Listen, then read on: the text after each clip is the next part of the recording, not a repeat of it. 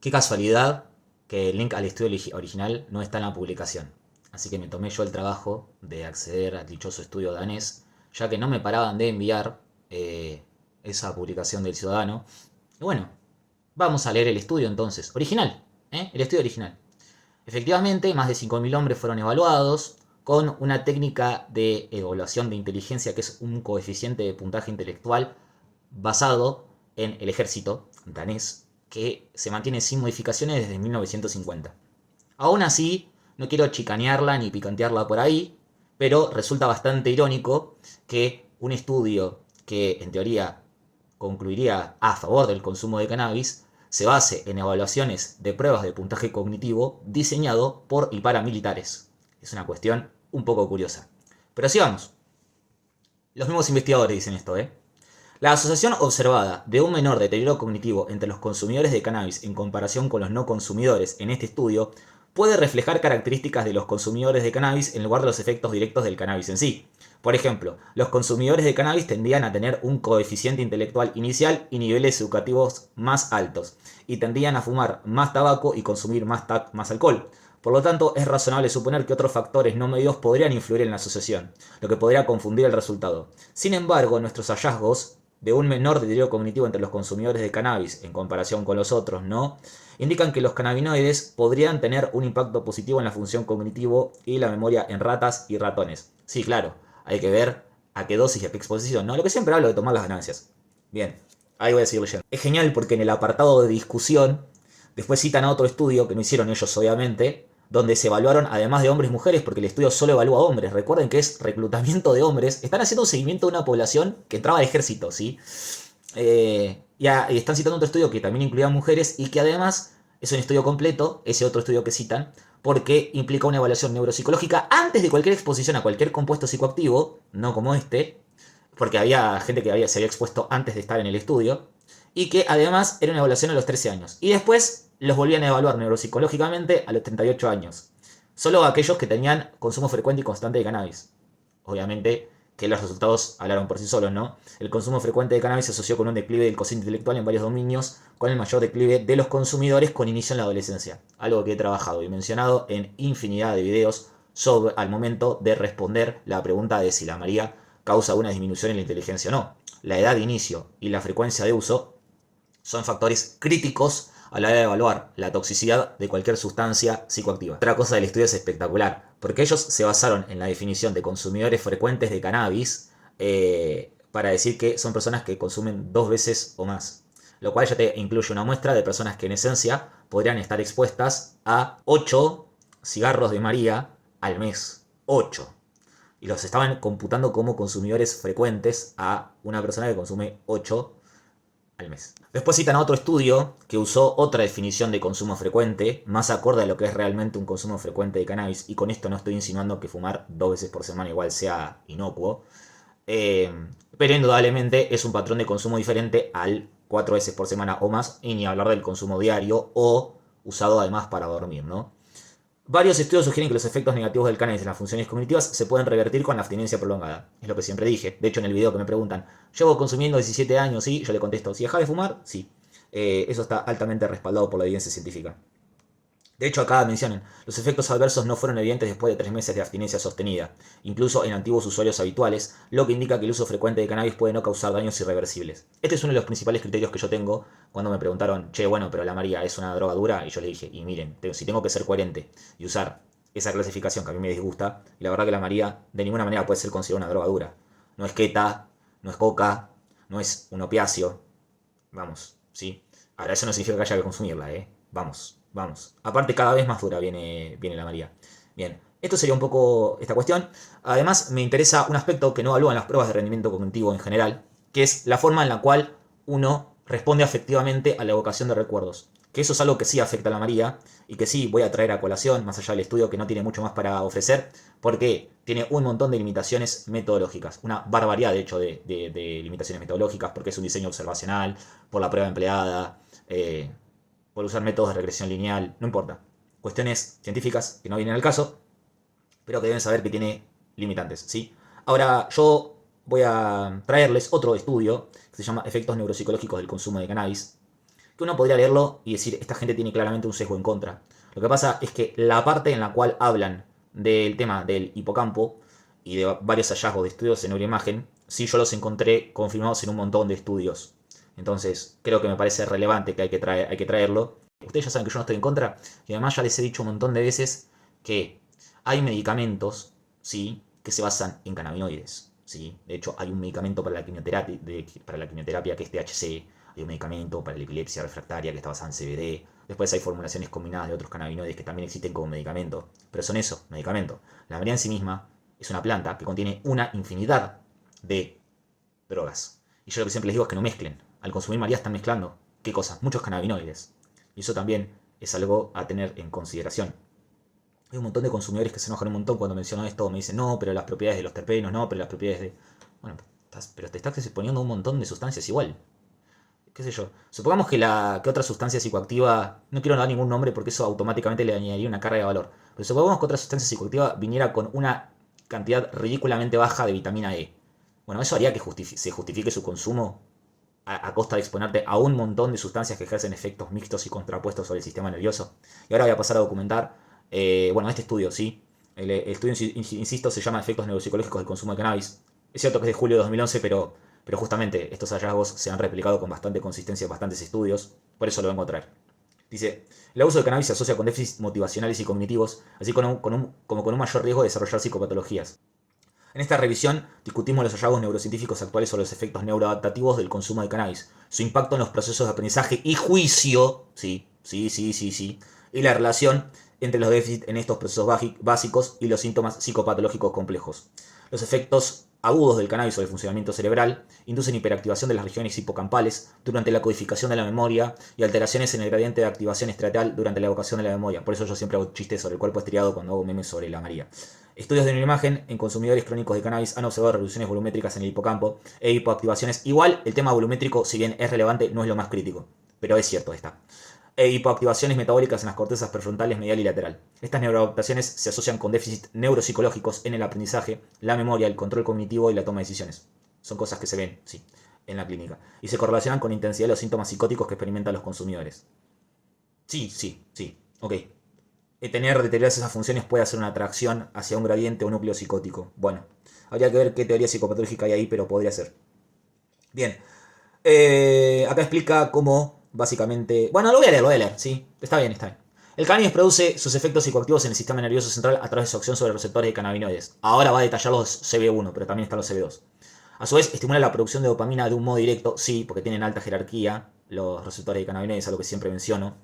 Estimula la producción de dopamina de un modo indirecto a través de la acción moduladora de los receptores CB1 sobre neuronas de los neurotransmisores ácido gamma aminobutírico y glutamato. Los estudios neurobiológicos que han trazado el sistema endocannabinoide en el cerebro de animales y de humanos han demostrado que los receptores CB1 se expresan abundantemente en diversas regiones cerebrales, incluyendo varias secciones, menciona todas, sí, ya lo sabemos. Ya lo sabemos. A ver, ahora sigo. Esto es importante. Las regiones frontales y neocorticales son responsables de las funciones de dirección y control de la conducta dirigida a objetivos. Obviamente, funciones ejecutivas. Incluyendo la capacidad de orientar y energizar la conducta hacia incentivos a medio y largo plazo. Motivación. Bueno, sí, las cuestiones motivacionales que aparecen en muchos sujetos consumidores de cannabis, ¿no? Muchos proyectos y poca concreción.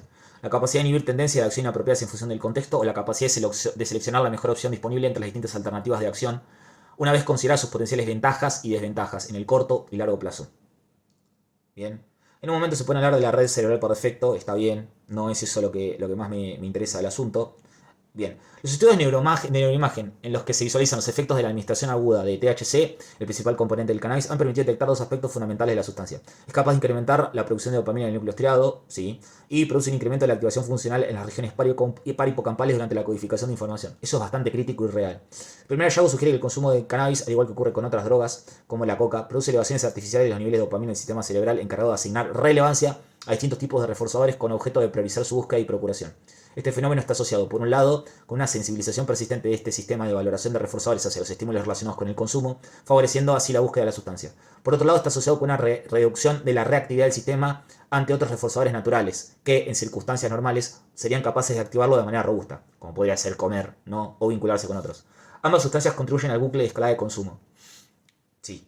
Bien. Y así es como se termina constituyendo el síndrome motivacional clásico de los consumidores de María.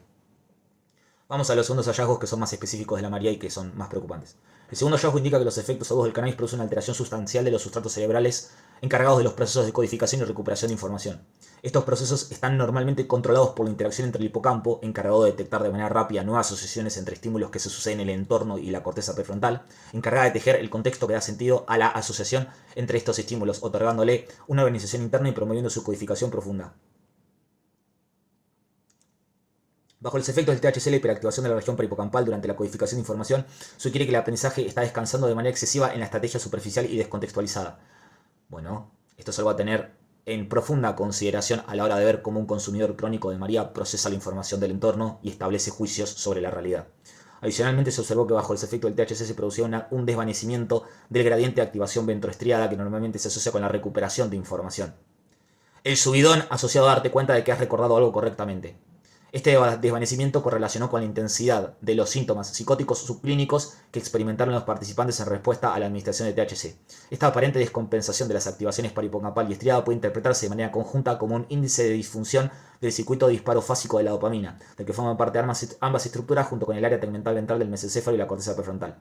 En este circuito, el hipocampo juega un papel moderador de los inputs que el estriado recibe de las proyecciones dopaminérgicas procedentes del mesencéfalo, excitatorias, frente a las que recibe la corteza prefrontal, que son inhibitorias. Pues sí, la dopamina se modula a sí misma y en esencia el consumo de María acaba por generar un desbalance entre esas activaciones, lo que puede explicar el síndrome motivacional y las dificultades atencionales encontradas en los sujetos. Pero no son dificultades atencionales fácilmente pesquisables mediante técnicas neurocognitivas asociadas a la atención dura y pura o a la atención sostenida, que igual se comprueba a menudo que termina estando alterada, sino a la atención requerida para evocar adecuadamente recuerdos y que de ello se establezcan juicios adecuados sobre aquello que se está recordando, ¿no?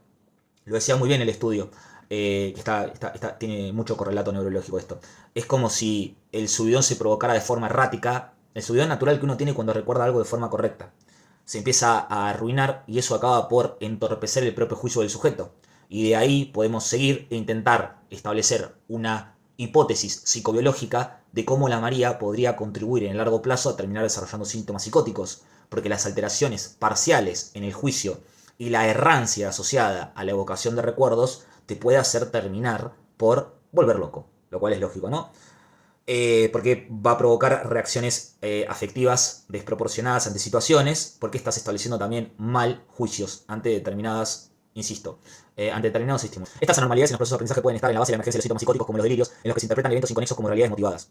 Lógico, sí. Bien, después habla de materia gris del cerebro, obvio que va a haber reducción de materia gris cuando te pones crónicamente María. Bueno, habla del cíngulo, que ya lo he traído varias veces también.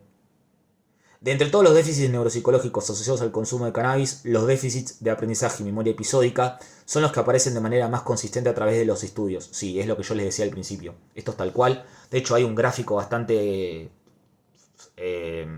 choqueante cuando uno lo ve. Un gráfico de un estudio que muestra básicamente la cantidad de recuerdos falsos al momento de presenciar un accidente de un consumidor de María, esté bajo los efectos de la sustancia en ese momento o no, versus las personas que no son activamente consumidoras de María. Y había una brecha significativa entre ambos grupos. Y eso es algo que llama la atención. Bien. Acá habla de los subprocesos que hacen a la memoria episódica. ¿Sí?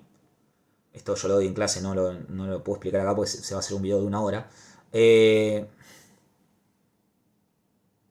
Los hallazgos disponibles hasta el momento indican que la determinación de los subprocesos del aprendizaje y recuperación de información más afectados por el consumo de cannabis pueden ser cruciales para comprender la relevancia de los déficits de memoria en relación a los trastornos psicopatológicos como la esquizofrenia.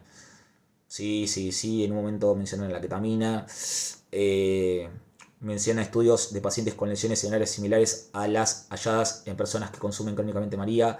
Los efectos agudos del cannabis sobre el funcionamiento cerebral generan una hiperactivación de regiones hipocampales durante la codificación de información y una degradación de la activación del estriado durante la recuperación de la información. Es tal cual, tal cual. Los estudios de neuroimagen en consumidores crónicos han detectado reducciones volumétricas del hipocampo y funciones del metabolismo en la corteza prefrontal medial y lateral. Estas neuroadaptaciones están asociadas con déficits neuropsicológicos de aprendizaje y memoria, control cognitivo y toma de decisiones, y con la intensidad de los síntomas psicóticos subclínicos experimentados. Obviamente que esos vendrían después, ¿no? También no habría que pensarlo únicamente como algo negativo, si bien es muy difícil para cualquier profesional de la salud, incluso psiquiatra duro, pensar que puede ser interesante alterar intencionalmente el juicio de una persona y potencialmente volver errático el proceso de reconocimiento de recuerdos correctos de los no correctos, de los falsos, no importa. Es muy difícil realmente de concebir.